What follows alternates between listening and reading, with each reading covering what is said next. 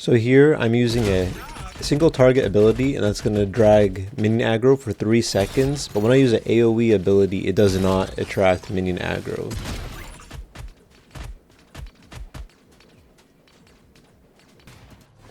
So you can shoot through allied towers to hit minions, to hit enemies. There are some skills like Drongo RMB, which is a boomerang, so that won't go through towers. But that's unless they fixed it in a more recent patch, which I know they did it for steel, so that might be something to look up.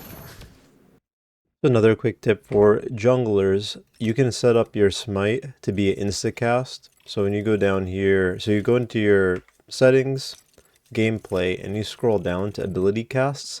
This is where you change all your things to being instant cast, quick cast, or whatever. Item slot 1, 2, and 3, those are going to be what actually dictate your item. So your 1 can be your smite, your 2 is going to be your crest, and your 3 is going to be your wards. So 1 is what the smite is when you become a jungler. Highly recommend to make your item slot 1 instant. I don't think there's any reason to not. I don't think there's, it's only going to be health pots or it's going to be smite. So make sure that you have it on instant cast. So I got a lot of questions for people asking how do they see their debuffs.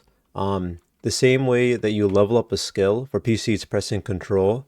On the left side you see where it says red buff, empowered basic attacks. That's where you get to see all your debuffs, your buffs that you have. So river buffs will show up there. And then you'll also see your debuffs like Morgesh Mark. Morgesh Mark will be a red circle on the left side. You can see it without it, but to get more detail, you press the control to see what exactly is buffing you and what exactly is debuffing you.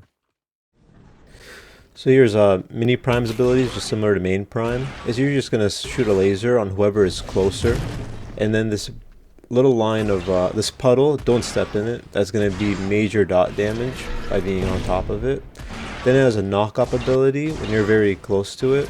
And here it is. This is how far you have to be to kind of basically dodge it. Reminder, you cannot smite when knocked up in the air or stunned. So one other thing about, this is Big Prime here.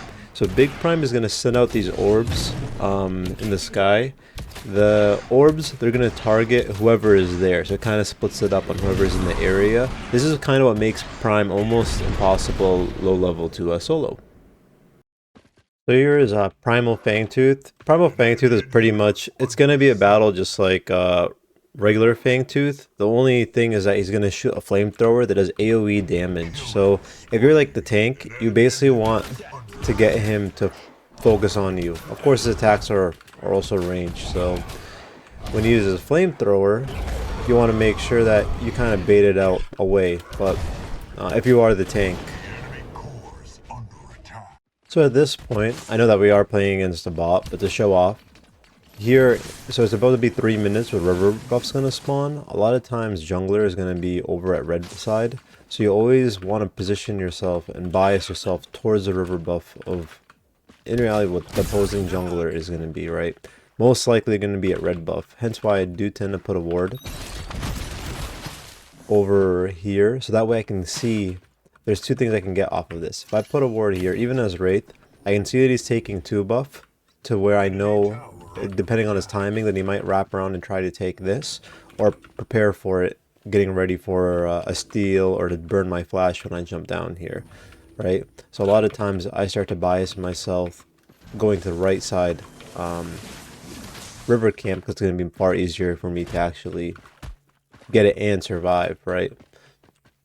We're getting a little bit boring here, but this is important information nonetheless. So on any of the tainted items, you can't stack tainted. So once one person in theory gets hit by a tainted, they're gonna have 40% healing reduction. You can't get to 100%. 40%, 1 stack, that's enough. So tenacity is used to reduce crowd control, but it's not all crowd control. So things like roots, stuns, those can be reduced by getting tenacity. But things like knockups, those will not get reduced by tenacity. So be warned, if there's a steal, try not to look at getting tenacity really. It can help with some of his stuns. It could probably get out of the position to get hit by his knockups, but it's things to consider. So another thing is that slows, Only the highest level slow is applied. You cannot stack slow. So if the enemy is stacked by 20% slow, if nothing's higher than 20%, then that's the most he's going to get slowed for. You can't not stack slows. So that's the end of this tips and tricks video. Let me know what you think, what you learned, maybe what you didn't learn. And don't forget to like and subscribe. I stream almost daily on both Twitch and YouTube, and you can ask me questions at any time. Peace.